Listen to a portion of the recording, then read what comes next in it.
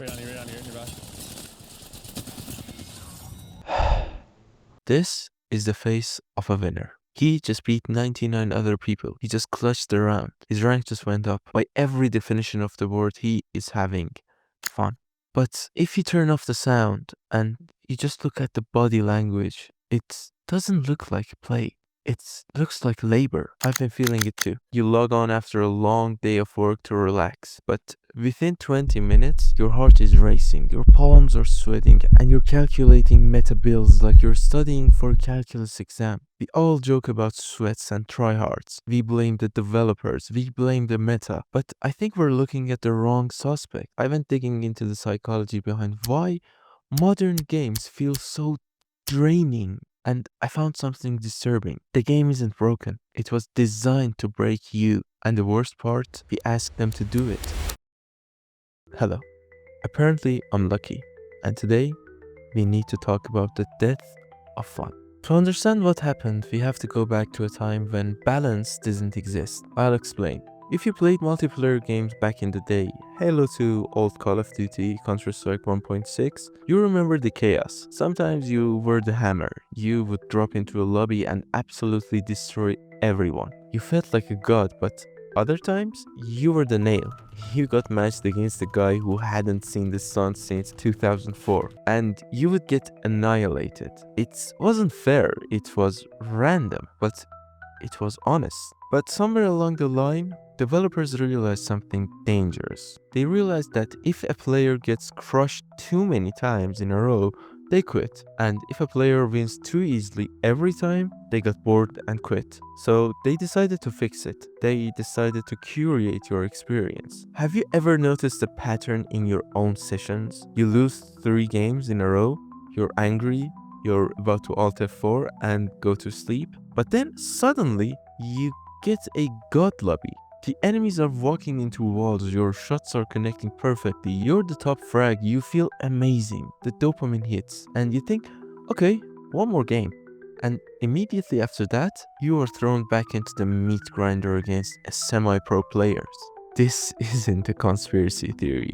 It's a patent. It's often called EOMM, Engagement Optimized Matchmaking. Unlike a skill-based matchmaking, which tries to make a fair game, engagement matchmaking doesn't care about fairness, it cares about retention. It's the exact same psychological trick used in a slot machine. It's called a variable ratio schedule. If a rat in a cage presses a lever and gets food every single time, it eventually gets bored. But if the lever only works sometimes, randomly, unpredictably, the rat will press that lever until it dies of exhaustion. We aren't playing a game anymore, we are pressing the lever. The algorithm decides when you win and when you lose, just enough to keep you chasing that one high, that one good match. You are no longer the protagonist of your own experience. You are content for someone else's god lobby, just so the system can keep them playing too. The game is playing you. But the truly terrifying part, it only works because a part of us likes it. Now, here's the uncomfortable truth. We can't just blame the faceless corporations and their engagement patterns. We have to look at the person sitting in the chair. You know, I love RTS games. I spent years of my life playing Stronghold or trying to be the perfect king in Age of Empires. I love the idea of control. I love looking down at a little village and making sure every single resource is perfectly managed. But there's a difference between managing a game and solving it. And somewhere along the line, we decided that we didn't want to play games anymore. We wanted to solve them. There's a famous quote by game designers Soren Johnson and Sid Meier. Given the opportunity, players will optimize the fun out of a game. And oh boy, did we optimize it. Think about how you play an RPG today compared to 10 years ago when Skyrim came out. We just walked into a game because it looked cool. We used a sword because it looked shiny. We were lost and it was beautiful. Now, before the game is even installed, I'm on YouTube watching top 10 broken builds in patch 1.5. I'm looking at spreadsheets to calculate damage per second. I'm not an adventurer exploring a new world. I'm an accountant auditing a spreadsheet. And I'm supposed to be the stoic guy, right? I made a whole video about Geralt of Rivia teaching us to accept the things we cannot control. I talk about letting go of emotions, but put me in a ranked lobby where a teammate goes AFK, all that stoicism goes right out the window. I don't accept the outcome, I rage, I check their stats, I judge them. Why do we do this? Why do we clock out of our 9 to 5 jobs, come home, and immediately clock into a second job? Psychologists call this the over-justification effect. When you start adding external rewards, ranks, skins, battle pass XP, win rates, to something you used to do just for fun, your brain stops caring about the activity and starts caring about the reward. We aren't playing for the thrill of the fight anymore. We are playing to see a digital badge turn from gold to platinum. And because that badge is the only thing that matters, fun becomes inefficient. Experimenting becomes a waste of time. We demand this. We asked for the meta. We clicked on the best loadout videos. We turned the playground into a factory. And then we wondered why it felt like work. So if the algorithm is rigging the match and we are optimizing all the join off of the experience, why do we keep logging in? Why don't we just go play Animal Crossing or, I don't know, go for a walk? I think it's because we are bored. And I don't mean nothing to do bored, I mean existentially bored. I talked before about cosmicism and Lovecraft, the idea that we are these tiny, insignificant dots in a universe that doesn't care about us. In the real world, winning is vague. You can work hard for 10 years and still get fired. You can be a good person and still get dumped. The rules of reality are messy, unfair, and often completely broken.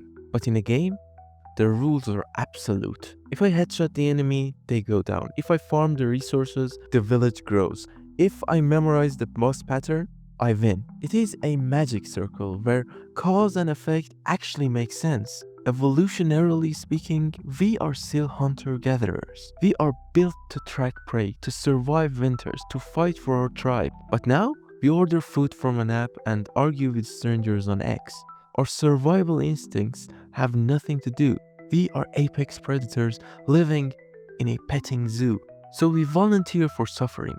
We treat gaming like a job because we need a job that actually pays us in satisfaction. We crave the sweat because the stress makes us feel alive. We crave the rank because it is a metric of worth that the real world rarely gives us. When you see that victory screen, for a split second, the chaos of the universe pauses, and you have proof, undeniable mathematical proof that you are competent, that you matter. We aren't playing to have fun, we are playing to escape the numbness of modern comfort. We turn gaming into work because it's the only work where we feel like we're actually in control. But there is a heavy price for using a digital world to fix a biological problem. So, we return to that guy from the beginning. The winner with the dead eyes. He has the victory.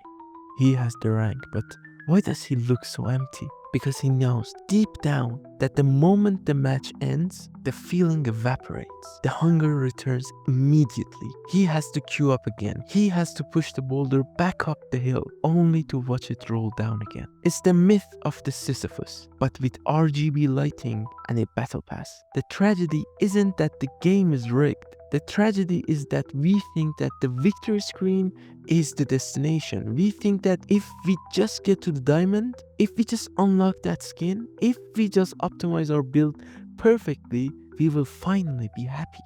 But you won't be. You'll just be a diamond rank player who is tired. We can't delete the algorithms. The companies aren't going to remove EOMM because it makes them too much money. The meta isn't going away because we are too addicted to efficiency. But we can change. We can choose to stop being the lab rat. I've started doing something recently.